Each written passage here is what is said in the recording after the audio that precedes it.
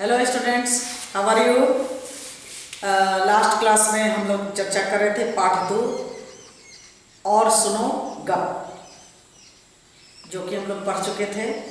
और at last हम लोगों ने ये देखा कि कैप्टन साहब का जो अनुभव था कि हम लोग अभी तुरंत ज़मीन को नहीं देख सकते हैं, तो कभी कभी अनुभव ही फेल कर जाता है। तो अब इसको हम लोग कंक्लूड करते हैं। आप इसके कुछ क्वेश्चन और आंसर जो आपके एक्सरसाइज में दिए गए हैं वो मैं आपको दिखा रही हूँ। आप बहुत तसल्ली से मोबाइल को रोक करके पॉज करके सारे क्वेश्चंस को कॉपी में करेंगे एक एक करके। और उसके बाद आज हम पाठ 3 पढ़ने जा रहे हैं, गुणों की परख। तो आप सबसे पहले क्वेश्चन देख लीजिए। इसमें आप शब्द के अर्थ से शुरू करना है। जो भी शब्द दिए गए हैं उनके अर्थ एक बार मैं आपको इंडिकेट करना चाहूँगी। यहाँ पर शब्द और उनके अर्थ दिए गए हैं। जो भी शब्द दिए गए हैं आप ये देखिए, बिल्कुल ध्यान से देखेंगे इसको, शब्द के अर्थ लिखेंगे और इससे कोशिश करेंगे कि वाक्य भी आप बना लें। उसके बाद जो भी प्रश्न दिए गए हैं एक एक करके आपको अपनी फेयर कॉपी में लिखनी है। और आप इसे, जो भी आपको वर्क दिया जा रहा है, बिल्कुल भी आप इग्नोर नहीं करेंगे, हर काम को पूरा करना है।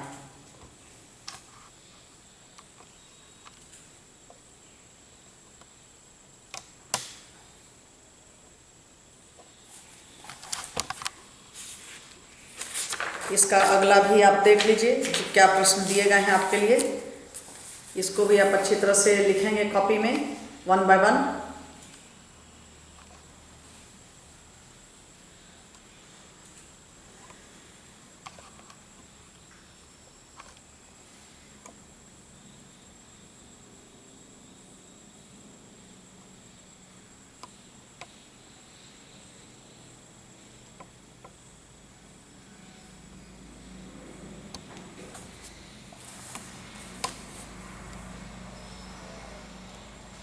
आपके लिए बहुत सारे वर्क हैं, आपके पास समय भी है, तो आप सारे प्रश्न को पढ़ना है और उसका उत्तर लिखना है।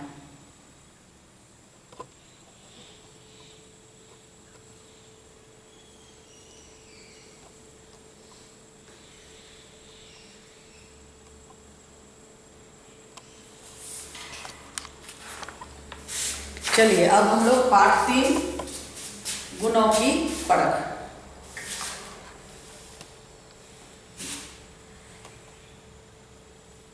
पाठ पढ़ने से पहले मैं कुछ बताना चाहूंगी। यह एक स्वभाव है मनुष्य का, प्राकृतिक स्वभाव। क्या स्वभाव है? एक तो हम लोग अपने आप से खुश नहीं रहते हैं, चाहे हमें कितना भी धन दौलत कुछ भी मिल जाए, हमें दूसरों से तुलना करने की एक आदत है। उसके पास ये है, हमारे पास ये नहीं, मतलब कहीं ना कहीं हम अपनी कमी को महसूस करते हैं, पहला। दूसरा कि चाहे कोई भी व्यक्ति कितना भी अच्छा हो, अब व्यक्ति का स्वभाव 2 तरह का होता है। एक तो वह सदा सही दिशा में सोचता है, और दूसरा कि कहीं ना कहीं कमी निकालता है। तो पाठ पढ़ने के संदर्भ में मैं एक छोटी सी कहानी आपको सुना रही हूँ। ये आपको देखिए घटना है कि एक मनुष्य जिसको कि हमेशा कमी ढूंढने की आदत, एक बार वो अपने ससुराल गए। ससुराल गए तो जो सास ससुर कहिए, पत्नी के माता पिता को सास ससुर कहा जाता है अगर आपको रिश्ते के बारे में जानकारी है तो उस व्यक्ति की आदत थी कि कुछ न कुछ वो कमी निकाल देता था। इस बार उनके ससुर साहब ने कहा कि चाहे जो कुछ भी हो, इस बार दामाद जी को कोई भी शिकायत का मौका नहीं देंगे। अब देखिए क्या होता है। वह बहुत अच्छा छोटे दाना वाला जो चावल होता है, हमारे भागलपुर के जगह आसपास के जगह में वो बहुत काफ़ी महंगे किस्म का वह चावल है, और नाम शायद मैं भूल रही हूँ, वो कुछ तुलसी फूल करके कुछ चावल का नाम है, दाना छोटा होता है, इस पर ध्यान दीजिएगा। वह ससुर जी उनके वहाँ से चावल मंगवाए, बढ़िया दाल सब्जी, मतलब दामाद की एक जो सेवा भाव होती है वो सारा काम किया गया। जब जाने की बारी आई तो हाथ जोड़ करके खड़े हो गए, कहा जाए इस बार तो कोई कमी नहीं हुई, बोले जिना करने कोई कमी नहीं थी, ऐसा था कि खाने वाने में कोई दिक्कत नहीं, लेकिन चावल का दाना छोटा था। अब लीजिए साहब, मतलब कहने का कि मनुष्य का यह स्वभाव है कि वह कमी को ढूंढता है। क्या यह करना चाहिए? मेरी समझ से तो कमी नहीं ढूंढनी चाहिए। हर मनुष्य में कुछ न कुछ गुण हैं, कुछ न कुछ दोष हैं, तो हमें प्रयास हमेशा रखनी चाहिए कि हम किसी भी वस्तु में जो अच्छाई हम उस चीज़ को ग्रहण करें। कई बार आपको पढ़ाते वक्त में मैंने बोला भी था, तो शायद मुझे लग रहा है कि इस पाठ में भी कुछ इस तरह की चर्चा होगी, तो इसलिए मुझे लगा कि इस चीज़ की चर्चा पहले करनी चाहिए। चलिए अब हम लोग फ्रेश माइंड से अब पाठ को पढ़ते हैं। पाठ का शीर्षक क्या है? गुणों की परख। अब देखिए क्या है, किसमें क्या गुण है, कैसे कौन परख कर रहा है। परख का मतलब कि समझना, बुझना, उनकी पहचान करना, एक तरह से आप ये समझ लीजिए। तो किसी के गुणों को परखना मतलब कि किसके अंदर क्या गुण है वह हमको देखना है। विप्र प्रदेश के सेठ भद्रदत्त अत्यधिक प्रसन्न थे। कहाँ के सेठ? विप्र प्रदेश। सेठ जी का नाम क्या था? भद्रदत्त। ध्यान दीजिए, वह अत्यंत प्रसन्न थे। क्यों प्रसन्न थे? कि उनके यहाँ पुत्री ने जन्म लिया था। किसका जन्म हुआ था? पुत्री का। अब जब पुत्री के जन्म की बात आती है तो हम लोगों की कुछ मानसिकता है कि पुत्री के जन्म पर लोग दुखी हो जाते हैं, ऐसा नहीं होना चाहिए। लेकिन सेठ साहब जो थे वो बहुत खुश थे। आगे देखिए, भद्रदत्त ने सेठानी से कहा, इतने वर्षों के बाद हमारे घर साक्षात लक्ष्मी आई हैं, मैं इस अवसर पर यज्ञ और भोज का आयोजन करना चाहता हूँ। किसने कहा? भद्रदत्त ने। किससे? सेठानी से, कि इतने दिनों के बाद हमारे घर में पुत्री का जन्म हुआ है, कहने का मतलब कि साक्षात लक्ष्मी आई हैं, तो हम यज्ञ और भोज का आयोजन करेंगे, जैसा कि हम लोग भी करते हैं। घर में बच्चे का जन्म होने के बाद लोग खुशियाँ मनाते हैं, अपने सगे संबंधियों के साथ खान पान करते हैं। सेठानी हर्षपूर्वक बोली, हाँ हाँ क्यों नहीं, यह तो बहुत ही उत्तम विचार है।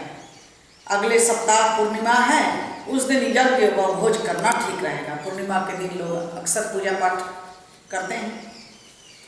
उस दिन यज्ञ और भोज करना कठिन होगा। मैं आसपास के 5 गांव को दावत का निमंत्रण कल ही भिजवा दूंगी। अब यहाँ हम लोगों के यहाँ भी कस्टम है कि गांव में खास करके कि अपने गांव में तो लोग बुलाते हैं लोगों को, 2 4 5 गांव को भी न्योता दे देते हैं कि चलिए भाई फलाने के आज ये काम हो रहा है।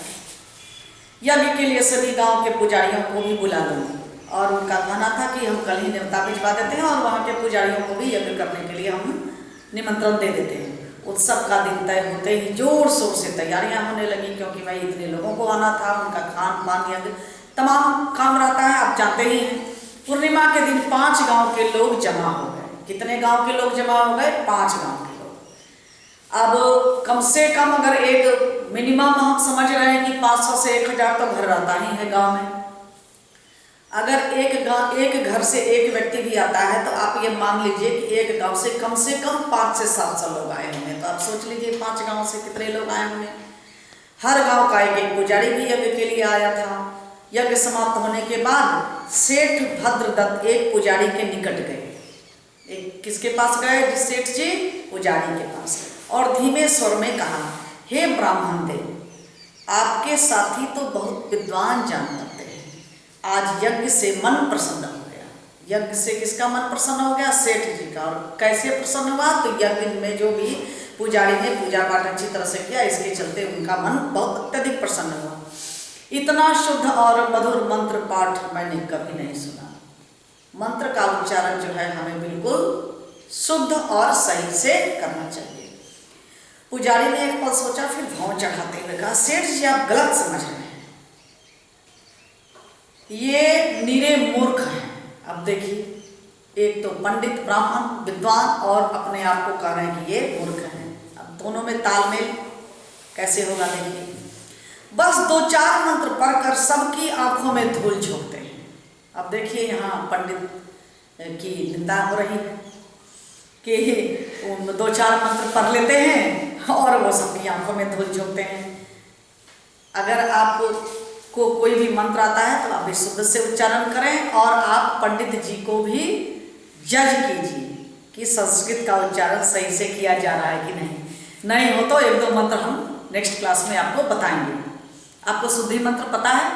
कोई भी पंडित जी जब शुभ पूजा कराते हैं और उससे पहले जब वो गंगा जल लेकर के कहते हैं अपने ऊपर छिड़किए, तो क्या मंत्र बोलते हैं बताइए? ओम अपवित्रः पवित्रो वा सर्वावस्थान गतो विवा यह स्मरेत पुंडरीकाक्षः सवाध्यायन्तरः शुचिः। उसके बाद गंगा जल को छींटते हैं और शुद्धि मतलब शुद्धि की जाती है और पूजा का प्रारंभ करते हैं। तो चलिए समय समय पर ऐसी चर्चाएं भी हुआ करेगी। तो पंडित जी ने क्या कहा, नहीं आप गलत समझ रहे हैं, वो तो 2-4 मंत्र बोलते हैं और सबकी आंखों में धूल झोंकते हैं। देखिए कैसे धूल झोंका गया। मैं न होता तो आज यज्ञ विधि विधान से न हो पाता। अब देखिए ये 5 गांव के पंडित आए थे। एक पंडित को जब सेठ जी ने कहा तो उसने चारों पंडितों को मूर्ख करार कर दिया और कहा कि मैं ही था जो आपका यज्ञ जो है वह पूरी तरह से बढ़िया हुआ। आगे देखिए भाई, सेठ भद्रदत्त का माथा ठनका। अब कहा कि भैया ऐसा है कि 5 पंडित को बुलाए, चारों मूर्ख एक ही विद्वान, ऐसा कैसे हो सकता है? उन्होंने दूसरे पुजारी के पास जाकर धीरे से कहा, पुजारी जी आपके साथी तो बहुत विद्वान जान पड़ते हैं। अब देखिए दूसरा क्या करता है। पुजारी ने सोचा सेठ कहीं दूसरे पुजारियों को अधिक दक्षिणा तो न दे दे। वह तुरंत बोला, सेठ जी आप मेरा मुंह मत खुलवाइए। क्यों भैया? शायद आपने यज्ञ के समय इनके मंत्र उच्चारण पर ध्यान नहीं दिया। देखिए दूसरा पंडित भी वही कहानी, ध्यान नहीं दिया। अर्थ का अनर्थ करना इन्हें खूब आता है। पहले ने क्या कहा कि सभी पंडित मूर्ख हैं। दूसरे पंडित के पास जब सेठ जी जाते हैं तो उसने कहा इनको अर्थ का अनर्थ कराना आता है। अब देखिए सेठ भद्रदत्त ने एक एक करके अन्य पुजारियों से भी दूसरे के विद्वान होने की बात कही तो सबने बढ़ चढ़ के दूसरों की निंदा की। अब सेठ जी तो ये परखना चाह रहे थे कि भाई सारे पंडित विद्वान हैं कि नहीं, हमारा यज्ञ बढ़िया हुआ कि नहीं। लेकिन पंडितों ने क्या किया, अपने आप को अच्छा विद्वान और दूसरे को मूर्ख, कोई अनर्थ करने वाला तो कोई कुछ, सबने एक दूसरे की निंदा की। क्या यह करनी चाहिए? चर्चा तो खैर काफी लंबी है, लेकिन मैं आगे और कुछ चर्चा नहीं करूंगी। हम लोग अपने पाठ के ही क्रम में जो चर्चाएं होंगी। तो सेठ भद्रदत्त ने कुछ क्षण सोचा कि भाई ऐसा है कि सब एक दूसरे की बुराई कर रहे हैं, निंदा कर रहे हैं, तो आखिर परख कैसे हो कि कौन विद्वान है और किसने सही यज्ञ कराया कि नहीं कराया। फिर बोले, ब्राह्मणों आप सबसे बात करके मुझे पता चला कि आप लोग वैसे विद्वान नहीं जैसा मैं समझ रहा था। क्या सेठ जी ने सोचा? कहा सारे पंडितों को कि मैं जैसा सोच रहा था आप वैसे विद्वान नहीं है। देखिए क्यों? क्योंकि सिर्फ सबने एक काम किया जो दूसरे की निंदा की। आपने दूसरों के बारे में जो बताया उससे मेरी आंखें खुल गई। सेठ जी की कैसे आंखें खुली? तो वो पंडित जो एक दूसरे की जो निंदा किए तो उससे उन्हें उनकी आंखें खुल गई। कैसे खुला, क्या हुआ देखिए आगे। मैं तो आप सबको 20-20 सोने के सिक्के दक्षिणा में देने वाला था। अब देखिए ये लोग, पहला निंदा दूसरा लोभ। सेठ जी ने फिर अपना पत्ता फेंका कि भाई आप लोग तो निंदा करने लगे, मैं तो सबको 20-20 सोने का सिक्का देने वाला था और आप लोग तो एक दूसरे की ही बुराई करने लगे, निंदा करने लगे कि वो विद्वान नहीं है तो वो अर्थ का अनर्थ करता है। अब पंडित जी सोच में पड़ गए। सेठ भद्रदत्त ने अपनी जेब से सोने की मोहरों से भरी 5 थैलियां निकालकर सेठानी के हाथ में देते हुए कहा, केतकी अब इसकी आवश्यकता नहीं है। अब तो बेचारे पंडित जी अफसोस करने लगे होंगे ही जरूर। आगे देखिए, तो सेठ जी ने क्या किया, सेठानी को क्या दिया, सोने के मतलब थैली। अब सोने का है या नहीं है, हो सकता है वह ब्राह्मणों को दिखाने के लिए झूठ बोले होंगे, तो ऐसा भी हो सकता है कि उसमें मिट्टी हो या सिक्का नॉर्मल हो और कहा कि सोने का सिक्का है। तो सेठ ने 5 पुजारियों के चरण स्पर्श करके एक एक सोने का सिक्का दिया और देते हुए कहा, ब्राह्मण देव यह दक्षिणा स्वीकार कीजिए। हाँ, एक बात अवश्य कहूँगा कि गुणों को देख पाना उसी के लिए संभव है जो स्वयं गुणी है। अगर मैं किसी की निंदा नहीं करती हूँ तो मैं किसी की निंदा के सब में मुझे अच्छाई ही मिलेगी। गुणों के अभाव में उनकी परख नहीं हो पाती है। इसीलिए क्या करना है, सबसे पहले हमको ज्ञान अर्जित करना है। हम जितना ज्ञान अर्जित करेंगे, जितनी शिक्षा प्राप्त करेंगे, जितनी अच्छी किताबें पढ़ेंगे, जितना हम अपने अंदर एक मनुष्य का जो एक स्वभाव होता है उस सारे आदतों को ग्रहण करेंगे तो हमें किसी भी चीज की कभी भी दिक्कत नहीं होगी। तो क्या है, हमें अपने अंदर गुणों का समावेश करना चाहिए। तो समझ गए, पंडित जी तो गए, सबको सोने का 20-20 सिक्का मिलता, लेकिन मिला कितना, मात्र 1। क्यों मिला, क्योंकि पंडित विद्वान होने के नाते सबने एक दूसरे की निंदा की। पुजारी सब समझ गए, वे मन ही मन खुद को कोसते हुए सिर झुका करके चले गए। सोचिए, अगर हम आज निंदा नहीं करते एक दूसरे की तो आज हम मालामाल हो जाते, पर पूर्ण रूपेण दक्षिणा हम लोगों को मिलता। तो इस कहानी से हम सीखे कि हमें मैंने क्या बताया, शुरू में ही बताया कि जैसे आप ये देखो, हाथ में कितनी उंगलियां हैं, 5, पांचों, कोई छोटा कोई बड़ा कोई उससे छोटा। अगर सोचो कि ये 5 उंगलियां अगर बराबर होती तो ये हाथ इतना सुंदर नहीं होता। कहने का मतलब कि मनुष्य के अंदर गुण और अवगुण दोनों होते हैं। होना यही चाहिए कि हम किसी के गुण को ही देखें, किसी की कमी को नहीं देखें, और हम किसी से अच्छे गुण लें और हम अपना अच्छी आदतों को सीखें, अच्छे गुण को अपनाएं और हम कभी भी किसी की शिकायत नहीं करें। तो आप भी आज के बाद से किसी की शिकायत नहीं करिए। आप कोशिश कीजिए कि किसमें क्या अच्छाई है उस चीज को देखें। बाकी की बातें हम लोग कल करेंगे। थोड़ा सा आपके लिए मैं कुछ वर्क लेकर के आई हूं, जैसे विप्र। अब यहाँ पर प में आप ये देख रहे हैं, इस तरह की एक लकीर दी गई है, यह र को इंडिकेट करता है, र स्वर। तो इस तरह से रेफ और र के मात्रा वाले कुछ हमने शब्द लिखे हैं। जैसे यहाँ देखिए, मैं पढ़ रही हूँ, एक बार आप भी अपनी कॉपी में साथ साथ लिखना शुरू कीजिए। विप्र प्रदेश, तो विप्र तो बी पौर नहीं लिखना है, विप्र इस तरह से र को इंडिकेट किया जाता है।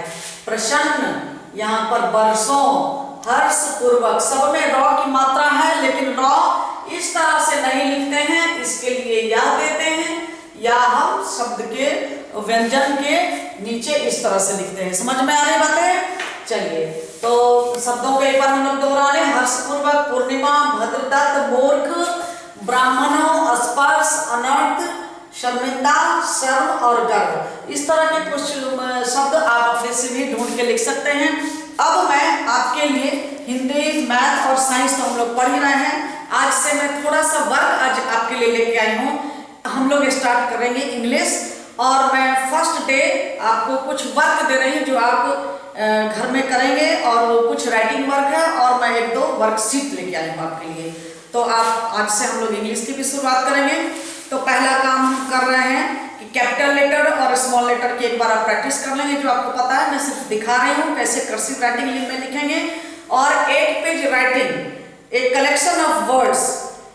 तो आप इस सेंटेंस को घर में प्रैक्टिस करेंगे। 4 लाइन की कॉपी अगर है तो, इंग्लिश की कॉपी है तो ठीक है, अदरवाइज आप शुद्ध से और जैसे वो कर्व्स दिए गए हैं आप उस तरह से लिखने की कोशिश करेंगे। मैं आपके पास लेके आ रही हूँ और उसके साथ साथ मैं एक वर्कशीट आपको दूंगी करने के लिए। और आज से आप इंग्लिश की शुरुआत करें। आपकी बुक अभी अवेलेबल नहीं हो पाई है तो हम लोग कल परसों से नेक्स्ट क्लास से हम लोग करेंगे। तो आप चलिए एक बार देख लीजिए कि आप कैपिटल लेटर और स्मॉल लेटर को कैसे लिखेंगे। कैपिटल लेटर को पहले आप फोकस करिए, फिर स्मॉल लेटर्स की प्रैक्टिस कर लीजिएगा इस तरह से। इस तरह से आपके दोनों काम हो जाएंगे, ठीक है। अब स्मॉल लेटर की भी एक दो बार प्रैक्टिस कर लेंगे, उसके बाद मैं आपको छोटे सेंटेंस दे रही हूँ।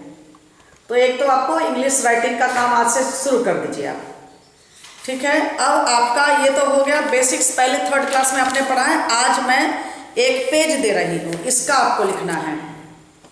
Here we have a collection of words that name a group of things. Read and copy them down. आप इसको लिखेंगे अपने कॉपी में और कोशिश कीजिए कि मैं इस शब्द में जो सेंटेंस दिया जा रहा है उसमें क्या कहा जा रहा है, किसी के समूह को क्या कहते हैं वो आपको समझ में आएगा। तो आप ये लाइन लिखते वक्त में आप किसी के समूह को क्या कहते हैं वो आप याद कर लेंगे।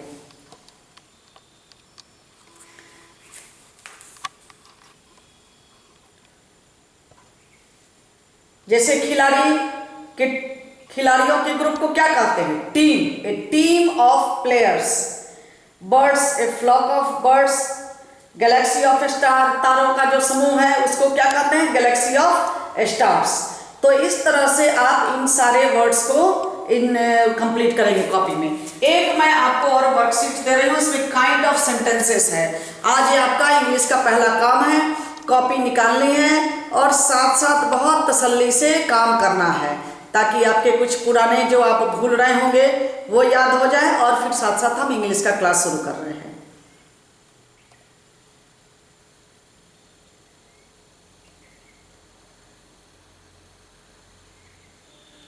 ठीक है। Okay, more in next classes.